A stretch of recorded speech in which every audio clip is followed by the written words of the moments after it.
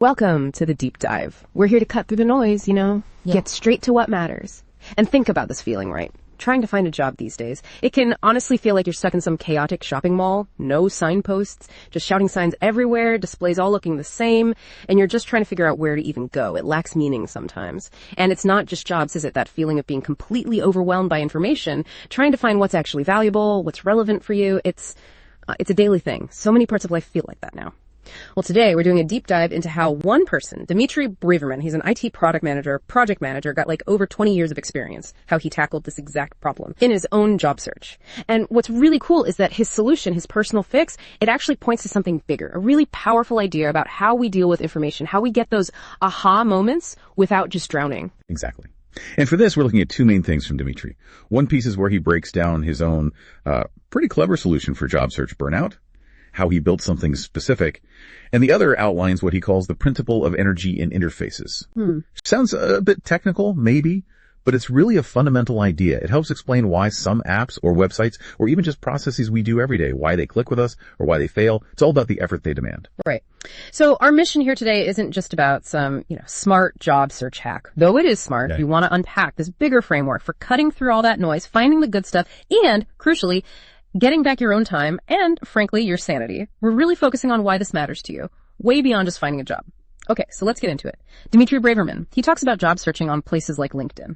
He calls it a separate job. And he mentions hours at the monitor, needing stone endurance. I mean, you spend all this time, right, reading descriptions, opening tabs. You think, okay, this one looks promising. Then you get down to bullet point 9 about being a team player. And then you see it posted one day ago on 134 applicants. Oh, yeah.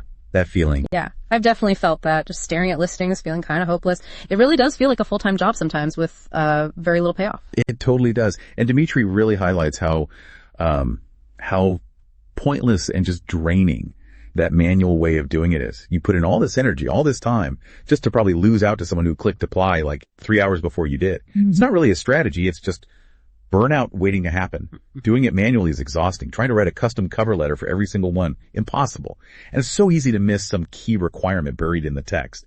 He basically realized the system as it is just asks for way too much energy for potentially no reward at all. Exactly. So he kind of said, right, enough of this. Instead of him always chasing the job, he wanted the job to find him.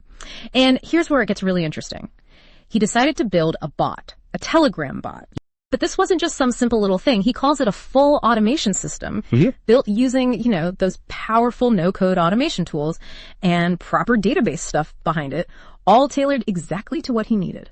And this bot is, well, it's pretty sophisticated. It grabs his resume, the PDF version, uses AI to figure out his key skills, his experience, and it remembers his search terms like project manager in Tel Aviv or whatever. Yeah. Then, like clockwork, once an hour, it goes out and checks for new jobs based on those filters he set. And it's not just filtering by keywords. It actually tries to figure out how well a job matches his resume, based on meaning, skills, the context. It's smarter than just keywords. Yeah. If the match is good enough, say above 60% or whatever threshold he sets, it sends him a report. Super detailed.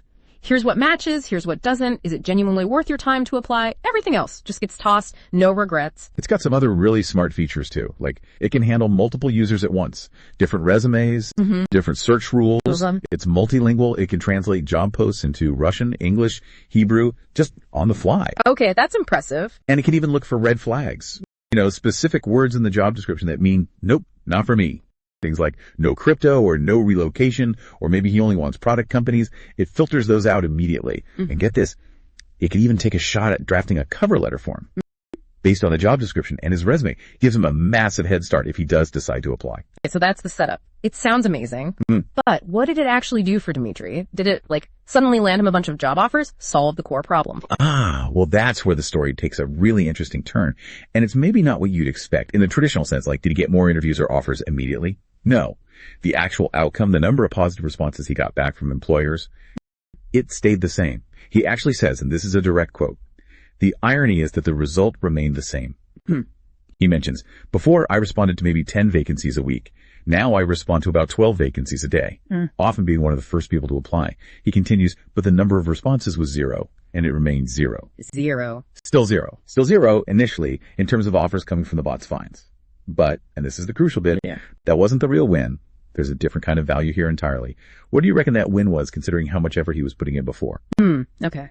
If it wasn't more offers, it had to be about the process, right? Like maybe he just got his time back, didn't feel like tearing his hair out every day. That 4 hours he mentioned, that sounds absolutely brutal. Exactly. You nailed it. The huge value wasn't landing the job via the bot. Not immediately anyway. It was what he explains next. That whole grinding process. Finding maybe 2 or 3 halfway decent jobs after 4 hours of staring at a screen. Now, it takes him about 20 minutes a day. 20 minutes, down from 4 hours. Yep.